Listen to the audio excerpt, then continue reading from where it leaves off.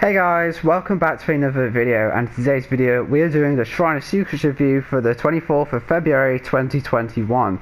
This is a series where we go over the Shrine of Secrets in Dead by Daylight. There are 2 killer perks and 2 survivor perks. We go over what they do, how they work, how they change as the perk tiers up, what characters they come with, and at the end I'll give my thoughts on which ones you should buy with your hardened iridescent shards. So this is just me using my knowledge of the game and of both sides to basically sway you on what perks you should buy with shards. This is mainly for like DLC perks that, like, you know, instead of buying the character and the DLC for it, you can just get it when it comes in the shrine if it's worth it. And this is all just my opinion. I'm just using my knowledge. I've been playing for a while, so it's all just my opinion. You don't have to agree with me. It's just hopefully kind of guide you a little bit, but yeah, you don't even have to buy any if you don't want. Sometimes I would recommend you buy any if they're that bad.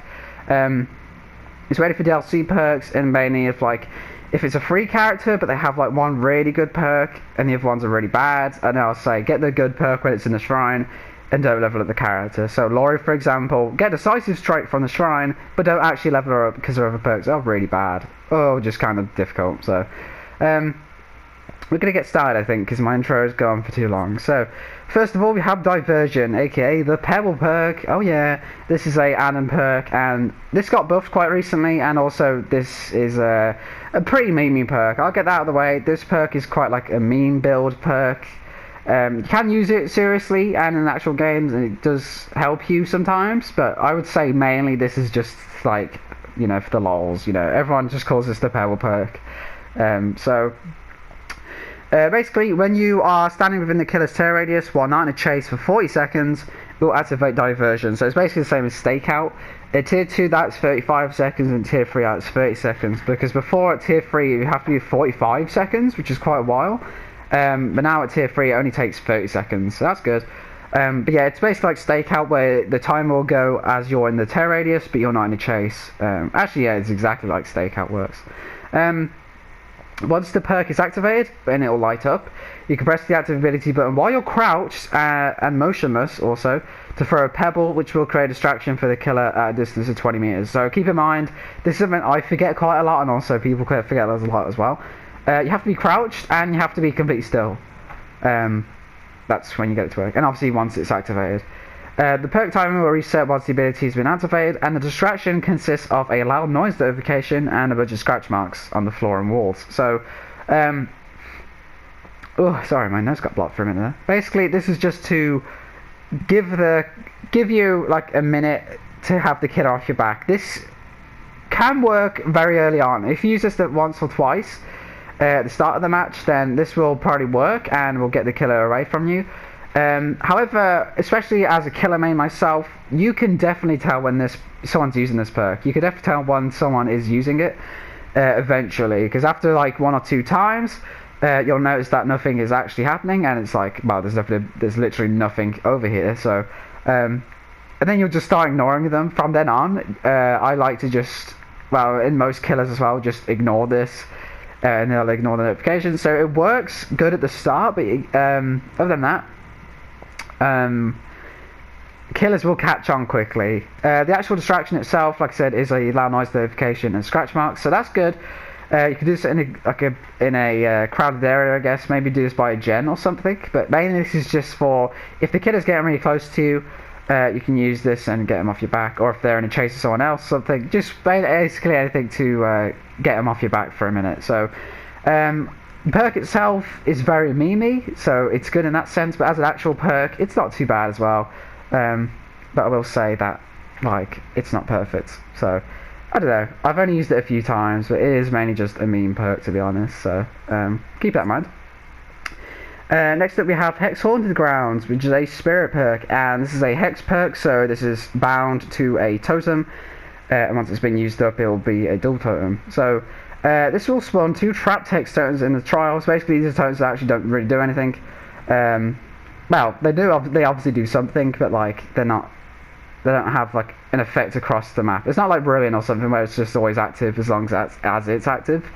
Anyway, when either one of the 2 trapped hex tokens is cleansed by a survivor, all survivors will suffer from the exposed status effect for 40 seconds. Tier 2, that's 50 seconds, and Tier 3, that is 60 seconds. and the remaining trapped hex totem immediately becomes a dual totem. So basically, you get 2 totems, 2 hex totems, and if one of them gets cleansed, then everyone, no matter what they're doing, will become exposed for up to a minute, which is a long time, to be honest. Saying that also goes quite quickly when you're actually playing it. And then the remaining trapped hex totem, the one that didn't get broken, will become a dual totem. However, you can cleanse them at the same time if you're organised like that. You can also sometimes see the hex totem become a dual totem, which looks kind of cool.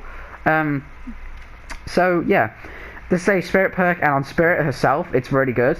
However, I used to use this perk a lot, but however, I don't actually use it a lot anymore. It's a bit too situational, I think. And I know I say that about loads of perks, but that's just the truth of it. Like, this one definitely has its value when it works and in the right scenario, but so, like, this is complete random. Survivors might see your totems, and because they don't know what it is yet, they might think it's like Devour Hope or Ruin or something. Like, if they see it and there's no effect going on, then they'll know it's probably Haunted Grounds, because like nothing else, it couldn't be anything else. So sometimes it will purposely get left up. Sometimes it'll get broken, like in the worst possible time. Some matches it won't get broken at all, which actually happens quite a lot. But when it does work, again, it does have good value. But if you're not around people, or if everyone's already injured, then this perk will kind of not do anything. If I use this perk, or I see someone use this perk, I would say they averagely get 1 down, and that's it. Because I think the idea is to kind of slug with it, really. But at the same time, there's not really anything else you can do. So maybe combine this with Infectious, maybe do a bit of snowballing. But again, keep in mind 60 seconds can be a long time, but also will go quite quickly. So I would say this one is okay. It's definitely good. I would say this is Spirit's best perk in my opinion, but I don't know. This one's a bit, again, this one might be a bit memey. I would say actually, maybe combine this with Hex Retribution, which has, so every time a Hex turn gets cleansed, you reveal everyone. Because then if they cleanse Haunted Grounds, then you'll see everyone for 10 seconds, and then they'll all be downed. So that would be pretty good actually. I've only just thought about that now, but that would actually be a really good combo. So I would say also Killers, maybe that again can have good map mobility. Could definitely combine with Infectious. But again, I think like Wraith and Spirit and stuff will help because they can just get around quickly and just find more people to down. But other than that, I feel like this one's just kind of hit or miss. Sometimes it won't get triggered at all. Sometimes when it does, it basically might as well not be. Yeah. Next up we have Thrilling Tremors, which is a Ghostface perk, and I actually really like this perk. This is maybe one of my favourite perks in the game. I love using this. This is a Ghostface perk, and after you pick up a survivor, all generators that are not being repaired by survivors get blocked by an entity and can't be repaired for the next 16 seconds. So basically, you'll pick someone up, and any gen that isn't getting worked on gets blocked in the same way Repressed Alliance does. If any generators are highlighted by a white aura, so yeah, you'll see as you're picking them up which gens are white and which ones are red. If they're red, that means someone's on it, and if they're white, that means someone's on it. Thrilling Tremors can only be triggered once every 100 seconds. At tier 2 that's 80 seconds, and tier 3 that's 60 seconds. Definitely use this at tier 3, because 100 seconds compared to 60 seconds is a big difference, especially for the effect it gives. So the only downside I would say to this perk, in my opinion, is the 16 seconds part. Sometimes I have it so if I pick up a survivor, and then sometimes I'll see, like, you know, if someone's going for a Sabo next to me, then I drop the person and then start chasing them, or like, you know, I'd try and just get them. By the time I've done that, I haven't had time to look around with Thrilling Tremors to see which gens are blocked, and so basically I've missed the effect and I have to wait for the next time I pick someone up. But even then, if it's within 60 seconds, then I won't even be able to, because it will still be on cooldown. So I would say that's the only downside. And also if a hook's really far away, you know, and they're taking hits or something, you haven't got time to really look around. And so by the time you hook them, the effect's gone, and it's like, oh, I didn't get any value from that. But again, this also, like Repressed Alliance, this will stop progress on gens. It also will stop regression on gens. So if you've got Ruin with this, it might be a bit weird, a bit odd, because it will just kind of counter itself basically, because the regression will not happen in that 16 seconds. So keep that in mind. Again, things with pop, you know, probably just wait for the 60 seconds. So other than that, I would say probably buff 16 seconds to maybe like, maybe even 20 seconds would be okay. Maybe like 25, but I don't know, 25 is a bit ridiculous. Maybe like just a 20 or something. But also, this is a really good like alternative to barbecue and chili. It kind of does the same thing. It's basically, you know, as you're in the hooking process, you can see where people are, because again, you can tell if someone's on a gen at the far side of the map, or you can tell if someone's on a gen like 5 meters away from you. It's good in that sense. So obviously not as good as barbecue, but I still do use this with barbecue sometimes, which I know sounds a bit counterintuitive, but also I just really like this perk, you know. And also, again, I'd say this is probably Ghostface. Actually, no, it's not. Actually, no, it's not. I was about to say it's Ghostface's best perk, but I actually still think Armor's is. So, yeah. Finally, we have Winners of Opportunity, and unfortunately, this perk comes on Shrine so much, it's really a shame. I'm going to basically really fight through this, because I've talked about this perk probably 3 or 4 times before, because it comes out all the time. This is a Kate Denson perk, Survivor obviously, and basically you can see auras of windows and pallets and breakable walls and like vault locations and stuff revealed to you within 20 meters, and whoever has a cooldown of 30 seconds when you vault or drop a pallet during a chase.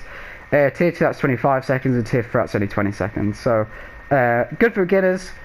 The auras can get really messy, especially if using other aura perks like Bond. It just really confuses the screen. It's not great. It's kind of bad, actually. Even like as a beginner,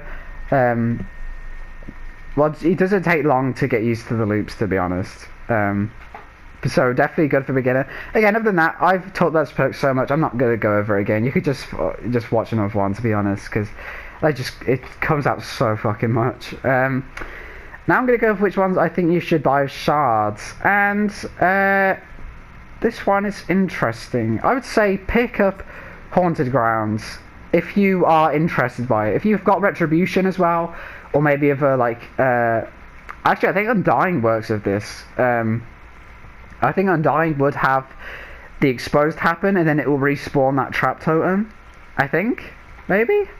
I'm not sure about that. Unless that was with Old Undying. Maybe with Old Undying this would have worked, so you could actually have like 2 full minutes of Exposed, if it worked like that. But I'm not sure. Spirit also has Spirit, Fury, and Rancor. Rancor is kind of interesting. I do like Rancor actually, but I feel like it's a bit of a weird perk to use. It's decent tracking perk, and also you get to get a free kill basically. But other than that, I don't know. I feel like that one hasn't got much. And Spirit Fury is a bit situational. You need to kind of have it with other perks. Using it by itself is a bit strange. So I would probably just say pick up Haunted Grounds if you're interested by it, or if you've got something you think could work with it. Again, you could probably do builds around it. Retribution especially. But yeah, I don't know. I'm trying to think of other things to use with it, really. I also will recommend throwing Tremors, because if you don't have barbecue and chili, or if you already do have it and you just want extra stuff to stop gens even more, I would say get this, because Ghostface does also have I'm All Ears, which I think is his best perk. That's a really good perk, and also has 30 Chase, and 30 Chase is garbage. And I think I'm All Ears was on not long ago. So I would say probably just pick up Throwing Tremors as well. So any of these two would work. I would recommend Thrilling more. Haunted Grounds, just if you're interested. Pebble perk, if you want it for the memes. I leveled up Adam mainly just to get Deliverance. I've only used this perk once or twice, and I could say it's just kind of like, it's just a meme perk more than anything. People very quickly learn that you have this perk, and they won't get bothered by it, and they won't investigate it, so it eventually becomes a bit of a waste. But I don't know, I guess if you're doing like a meme build, sort of like, you know, things of like Red Herring, and like Head On, Quick and Quiet and stuff, maybe. You know, Urban Evasion, I don't know. So, pick this up if you want to join the memes. Like I said, I was leveling up Adam for Deliverance, got this perk along the way, and I was like, fuck it, you know, meme perk, why the hell not? Everyone loves Pebble perk, so, mainly the killer perks I'd recommend. But yeah, if you know, if you've got a bunch of shards and you just want to be part of the meme, just yeah, get that. So guys, that's gonna do it for this video. I hope you enjoyed, and yeah, I'll see you in the next one.